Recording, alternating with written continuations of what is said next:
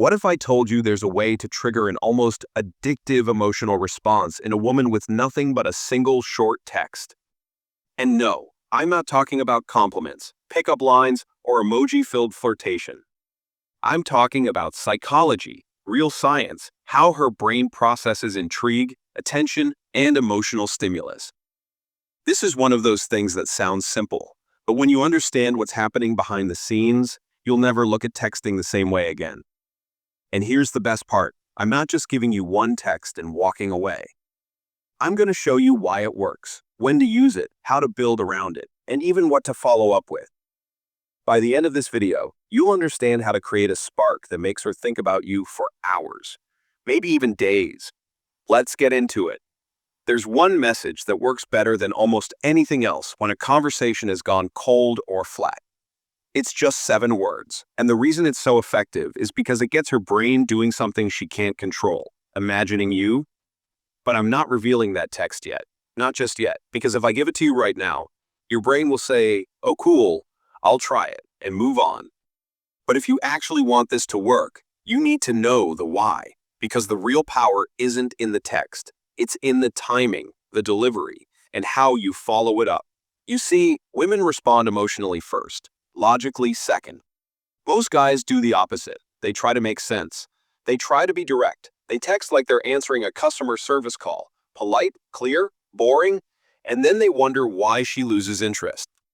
But here's the twist. If you can spark emotion, even a subtle one like curiosity, you get into her thoughts. You flip a switch. So let me ask you this. Have you ever had someone say something vague to you, something that didn't have an obvious ending, and you thought about it the rest of the day? That's exactly what this text does.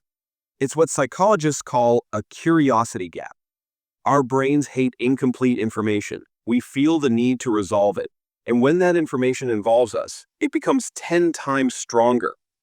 That's why this text works. It activates the part of her brain that needs to know more, and it does it in a way that's playful, not desperate. Confident, not try hard. All right, let's get to it. The text is this. I had a dream about you last night. That's it. 7 words, no explanation, no emoji, nothing else. Now, don't underestimate how powerful this is just because it's short. This one sentence does 3 important things. 1, it opens a curiosity loop. She has to know more. Her brain starts running through all the possibilities.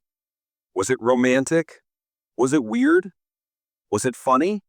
It doesn't matter. She's thinking about it. 2, it uses something called the self-insertion bias. That means she immediately imagines herself in the story, even though she doesn't know what the story is. Her brain fills in the blanks with her own imagination. And 3, it's ambiguous in a positive way. It's not threatening. It's not overly sexual. It's not needy. It's neutral, mysterious, and emotionally loaded without saying too much. There was even a UCLA study that found open-ended, vague statements and text conversations received up to 300% more responses than direct questions or compliments. It's because the brain can't rest until it finds closure. So here's how to use it correctly. Don't send this randomly. Timing is key. You want to send it at a moment where she's likely to be more emotionally open and less distracted. That means between 9 p.m. and 11 p.m. That's the sweet spot. Her day is slowing down. She's scrolling. She's more in her feelings. That's when this lands the hardest. Also, don't send it if the energy is already high. This is a reviver, not a starter. Use it after 1 or 2 stale or dry responses, or when the conversation has gone cold for a couple days and you want to bring it back without looking desperate. But if you just had a date with her, skip this one. Too much, too soon. She might take it as forced or clingy. Okay, now you've sent the message. What happens next? If she replies, and she probably will, resist the urge to dump the dream details right away. That's the #1 mistake guys make. They reveal everything too fast, and that kills the tension. Instead, keep the mystery alive. She says, "What was the dream?" You say, "Not sure if I should tell you." Or, "Honestly, it was kind of wild." Or even, "It was good, too good, maybe." You don't have to be clever. Just stay vague. Give her just enough to keep wondering. Let her imagination do the heavy lifting. Trust me, her brain will start working overtime. And if you're wondering, yes, this works even if you haven't met yet. In fact, it works especially well with someone you've matched with, flirted with briefly, and then lost momentum with. This can restart everything. Now, let's level it up. You don't have to stick to this exact sentence. Depending on the vibe and the person, you can tweak it.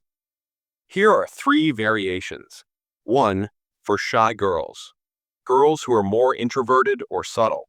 Try this. You popped into my head today. Weird. It's softer, less intense, but still mysterious. 2. For flaky matches or girls who ghost and reappear. Try, I almost texted you something risky. Now that one grabs attention because she wants to know what you almost said, and because you didn't say it, it becomes more valuable. And 3. For exes, or someone you had something with before. I saw something that reminded me of you.